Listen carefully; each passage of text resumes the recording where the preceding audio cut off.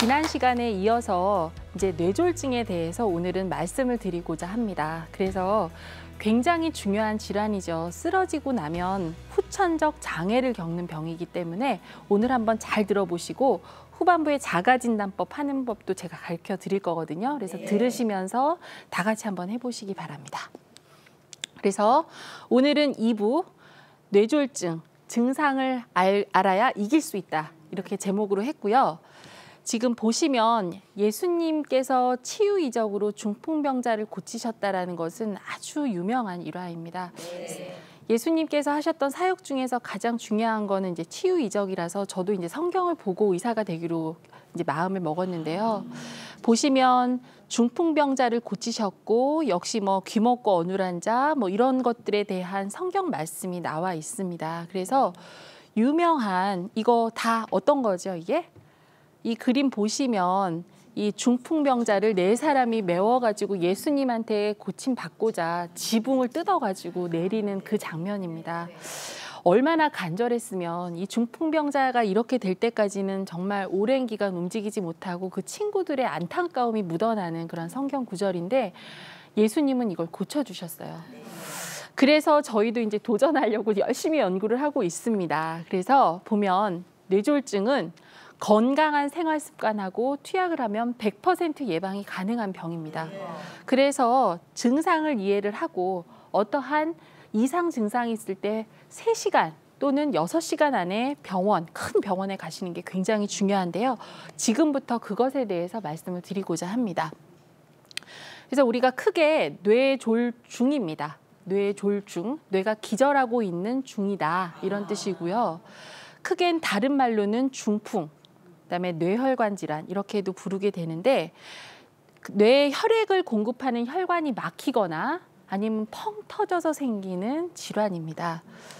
그래서 보시면 혈관이 막혀서 생기는 걸 우리가 뇌경색, 그다음에 혈관이 터져서 생기는 걸 뇌출혈, 이 2가지를 다 합쳐서 뇌졸중이라고 하는 것입니다. 그래서 뇌졸중과 뇌경색, 뇌출혈은 다른 병이 아니고 뇌경색, 뇌출혈을 다 합해서 뇌졸중, 그다음에 중풍 이렇게 말을 하게 되는 것입니다. 그래서 뇌혈관이 막히면 이렇게 까맣게 보이는 부분들이 이렇게 뇌에서 막혀가지고 검게 변하게 되면 뇌경색 아시겠죠? 그리고 혈전에 의해서 막히는 경우 심장이 불규칙하게 뛰는 분들이 있습니다. 그런 거 막 가슴 두근거리시는 분들. 그다음에 오랜 동안 고혈압이나 당뇨를 조절하지 않으셨을 경우에는 혈관이 저렇게 좁아져서 생기는 동맥경화에 의해서 막히는 2가지 경우가 있고요. 뇌혈관이 터지는 경우, 한마디로 뇌출혈이라고 하는데 서로 이 영상에서는 완전히 다릅니다. 보시면 아까는 검게 변했었는데 지금은 어떤가요? 하얗게. 피는 터지면 하얗게 보입니다. 그래서 이제 저런 영상을 가지고 치료 방법이 완전히 다르기 때문에 저희가 반드시 확인을 하게 돼 있습니다. 그래서 뇌졸중 증상을 정확히 아셔야 되는데요. 손발이 저린다, 손발이 시리다, 뒷골이 뻐근하다, 얼굴이 실룩거린다, 손이 떨린다. 뇌졸중 증상일까요? 애매모호하시죠? 네. 제가 이제 대표적인 뇌졸중 증상에 대해서 말씀을 드리도록 하겠습니다. 보면 가장 중요한 것은 어떤 증상이 갑자기 발생했다입니다. 예전에 어제까지 멀쩡했는데 1시간 전에 갑자기 그랬어. 갑자기 머리가 아파.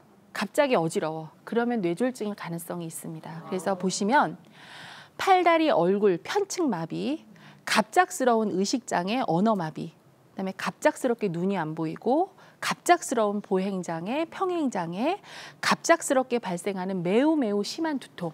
내가 이렇게 머리 아픈 적 처음이야 이러면서 응급실 오세요. 그리고 한번 갑자기 볼게요. 갑자기 나타나는 갑작스러운 증상. 어지럽다고 하더니 갑자기 말을 못하고 쓰러졌다. 그리고 식사를 하다가 갑자기 손에서 수저를 뚝 떨어뜨렸다. 다 뇌졸중 증상입니다. 그래서 간과하시면 안 돼요. 그래서 보시면 어떻게 편측마비냐. 편측이라는 건 오른쪽, 왼쪽, 한쪽에 치우치는 것을 말씀을 드리고요. 양쪽인 경우는 뇌졸중이 아닐 가능성이 훨씬 높습니다. 그래서 몸의 한쪽이 움직여지지 않는데 같은 쪽으로 얼굴, 팔, 다리 마비가 왔을 때, 그다음에 힘이 들어가지 않았을 때, 그리고 편측마비가 아닌 게 뭐냐면 아유 저려요, 손이 저려요, 따가워요, 발 걸을 때, 발이 디딜 때 조금 느낌이 이상해요. 양쪽 다 그래요. 그러면 뇌졸중하고는 좀 상관이 없고 오히려 디스크 증상이거나 당뇨병이 있을 때 그런 증상이 있을 수 있습니다. 자, 두 번째로 이제 안면마비인데요. 자, 와사풍이라고 하죠. 근데 우리가 눈도 안 감기고 입도 안 올라가면 그거는 그냥 바이러스 질환이고, 눈은 감기는데 입이 안 올라가면 그거는 뇌졸중입니다. 네, 그래서 보시면 편측 안면마비는 이렇게 뇌에 작은 뇌졸중이 이렇게 하얗게 보이면, 왜 MRI 사진인데요. 이렇게 되면 그렇게 이제 얼굴만 약간 돌아가게 됩니다. 그리고 아까 갑작스러운 의식장애, 언어마비를 말씀을 드렸는데 깨워도 일어나지 못하고 불러도 눈을 뜨지 못하는 게 의식마비라고 하는 거예요. 의식장애인데요.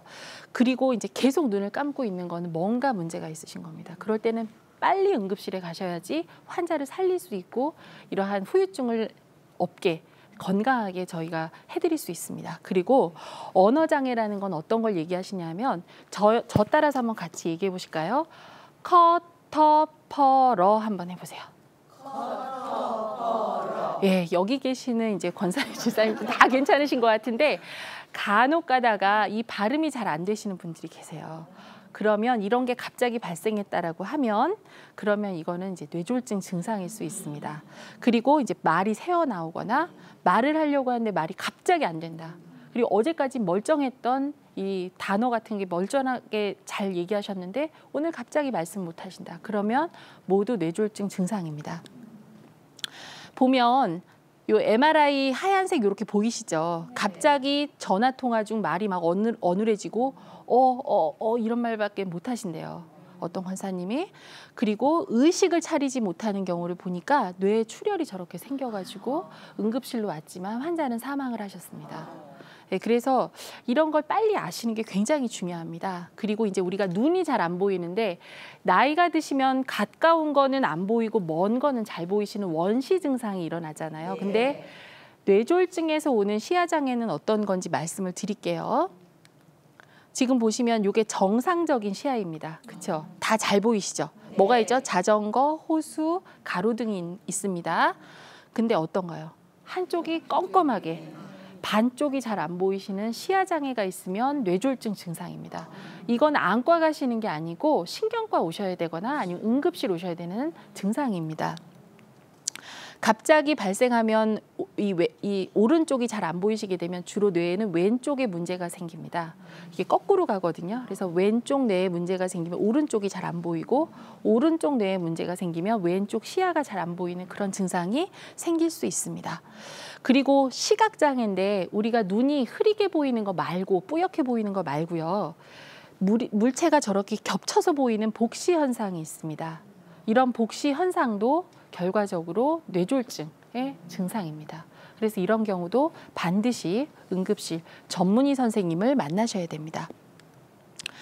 그래서 보면 주로 뇌, 간, 숨골이라고 하는 곳에 뇌졸중이 오면 이런 증상이 생길 수 있고 숨골은 굉장히 중요한 뇌 기능을 하는 곳이라 여기에 문제가 생기면 사지마비, 호흡근, 심장이 마비가 됩니다. 그래서 사망하실 수 있기 때문에 반드시 이제 응급실에 오셔야 됩니다.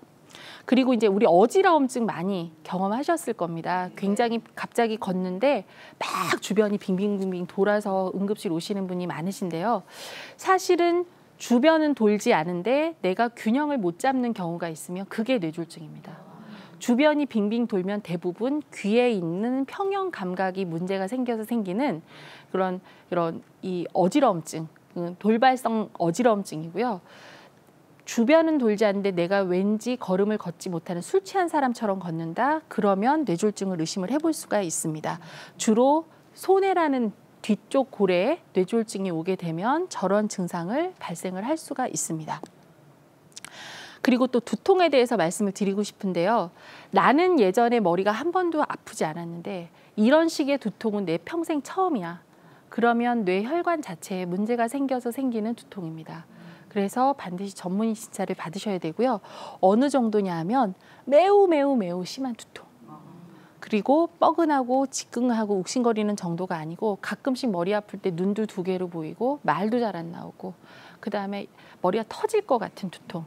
그럴 때는 뇌에 다른 문제가 생겨서 생기는 2차적인 증상이니까 반드시 병원에 오셔야 됩니다. 왜냐하면 미리 발견하면 우리가 다 고칠 수 있는 동맥류라는 동맥quản이라는 게 있어요. 뇌 안에 혈관에 이렇게 풍선 같은 게 이렇게 부르는데요. 이 풍선 같은 게 불러서 결과적으로 혈관이 펑 터집니다. 그렇게 되면 환자는 25%는 4분의 1은 사망을 하시고 나머지 4분의 3은 사실은 의식을 회복할 수 있지만 예전 그분의 상태는 절대 아닙니다. 평생 장애를 안고 계시는데 이걸 미리 발견하면 저희가 다 지질 수 있어요. 짖고 찝고 이러면 없앨 수 있어서 안 터지게 할 수 있는데 그걸 이제 미리 아는 게 굉장히 중요하거든요. 그래서 뇌졸중 자가진단법을 말씀을 드릴게요. 자, 다 같이 한번 시청하시는 시청자 여러분들 같이 한번 해보시는데 웃음을 지어보시는 거예요. 이 하고 이 한번 해보십시오. 그래서 같이 한번 봐주세요. 얼굴 모양이 서로 다르면 예, 그러면 한 번쯤은 뇌에 뇌졸중이 왔다 갔을 가능성이 있습니다. 네, 한번 보시고요. 그 다음에 두 번째, 손을 한번 꽉 저희 한번 쥐어볼까요? 꽉 쥐었는데 오른손 잡이면 뭐 오른손에 힘이 있는 건 당연한데 오른손 잡임에도 불구하고 오른손에 힘이 빠진다. 그러면 뇌가 한번 뇌졸중 왔다 갔습니다. 자, 그렇게 자가 진단을 할 수 있습니다. 두 번째, 그 다음에 세 번째, 양쪽 팔을 이렇게 들어보시는 거예요. 양쪽 팔을 이렇게 들고 눈을 잠깐만 감아 보십시오. 예, 여기 계신 권사님들은 아주 건강하신 것 같아요. 내리셔도 되고요. 15초에서 20초 이상 이게 이제 유지가 되지 않으면 그러면 뇌졸중이 한번 지나간 것입니다. 네, 그래서 지금 이제 그걸 편측마비를 의심을 할 수 있고요. 뇌졸중 증상이 나타나면 반드시 지체 말고 큰 병원 응급실로 가셔야 됩니다. 왜냐하면 저희가 아까 처음에 한쪽으로 편측마비, 그쵸? 두 번째로는 의식장애, 언어장애, 그다음에 세 번째로 시각, 시야가 반만 보였을 때, 물체가 두세 개로 보였을 때, 그다음에 걸을 때 왔다 갔다 하시는 거, 그다음에 갑자기 발생하는 매우 심한 두통이 있을 때는 큰 병원 응급실로 가면 반드시 다 고칠 수 있는 그러한 여러 가지 이러한 저희 치료법이 있습니다. 그래서 반드시 그걸 숙지를 하고 계시고요. 잠깐 힘이 빠졌다가 돌아왔어요 이러는 분들이 있습니다. 그걸 저희가 뭐라고 얘기를 하냐면 일과성 허혈 발작이라고 합니다.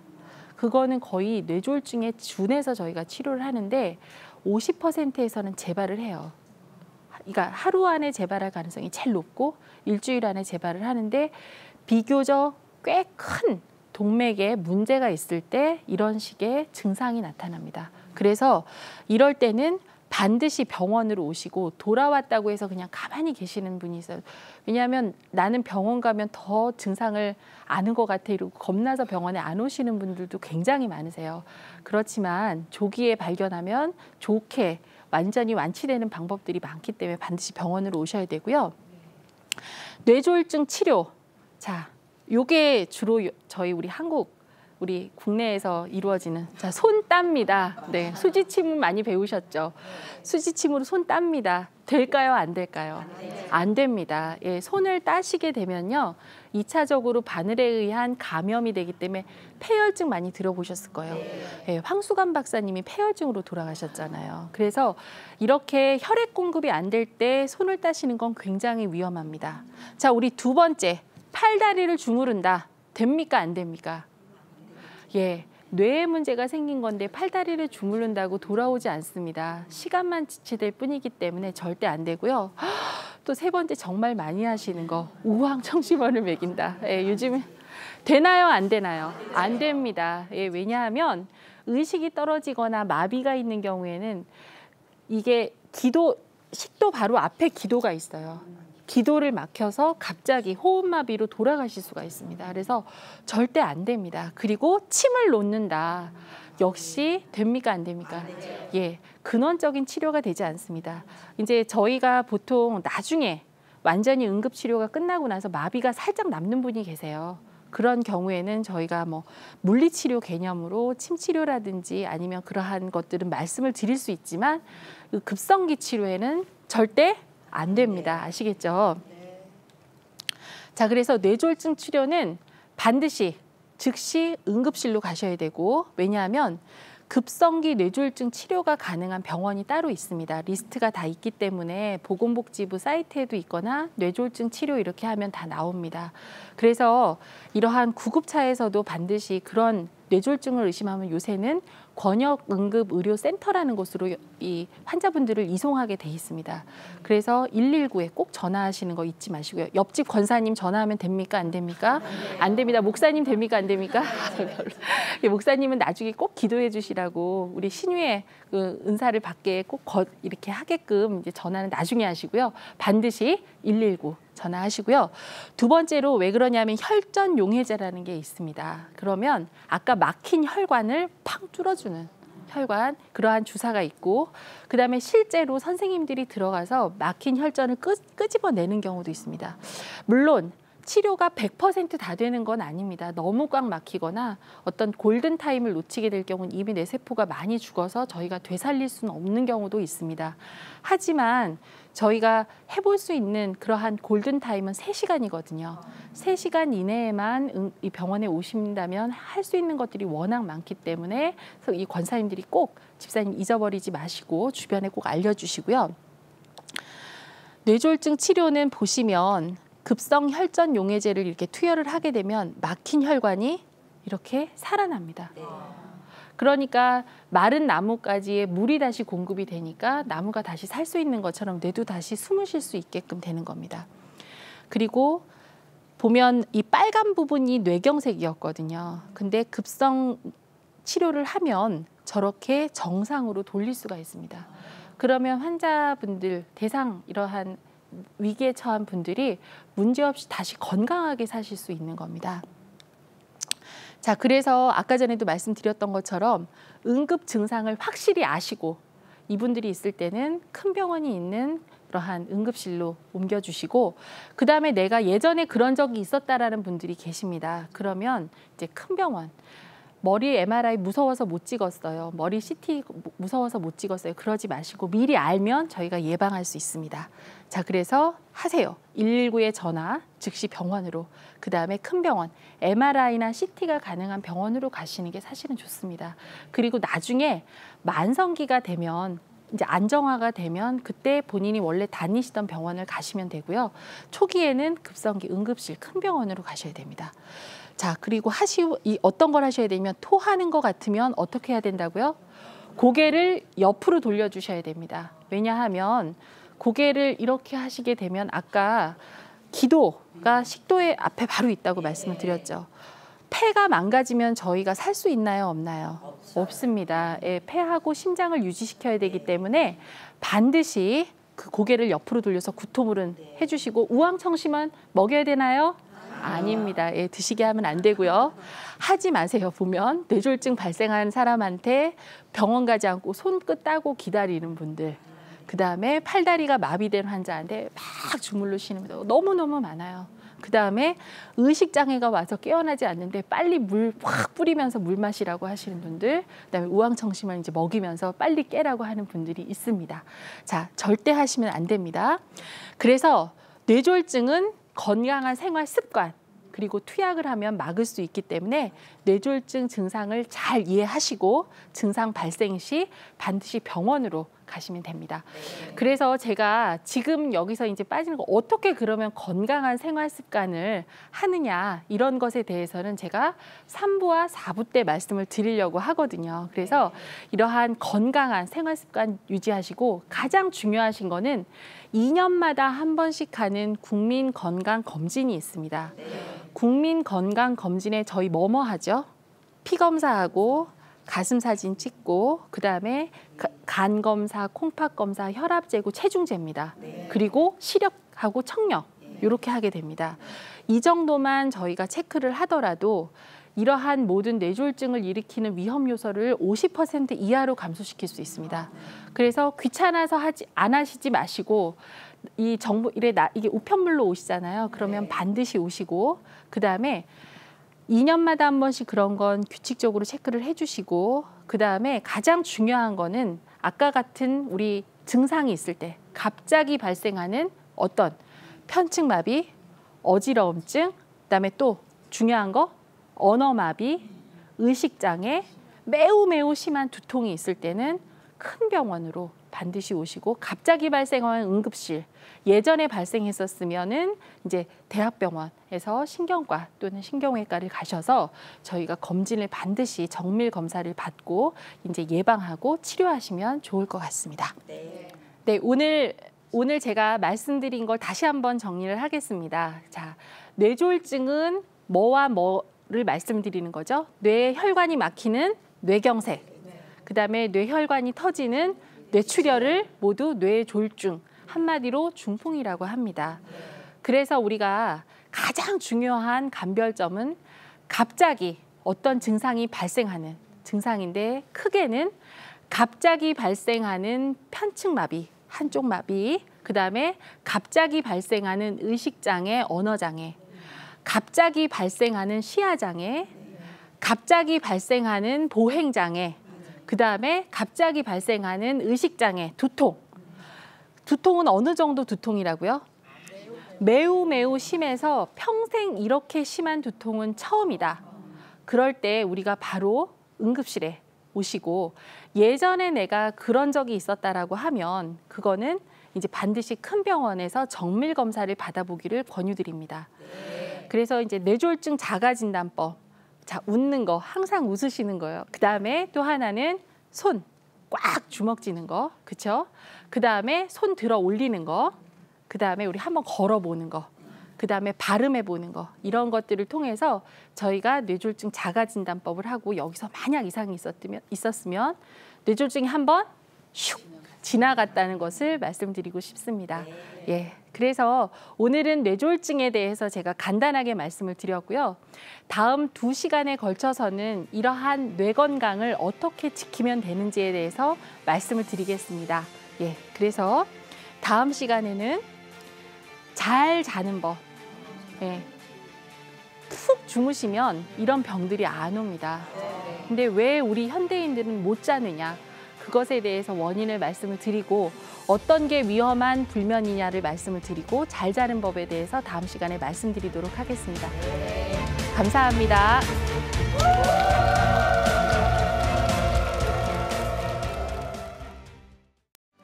이 프로그램은 CTS 방송가족의 사랑과 후원으로 제작되었습니다. 후원 전화 02-6333-1003번, ARS 060-800-1111번으로 전화 주세요.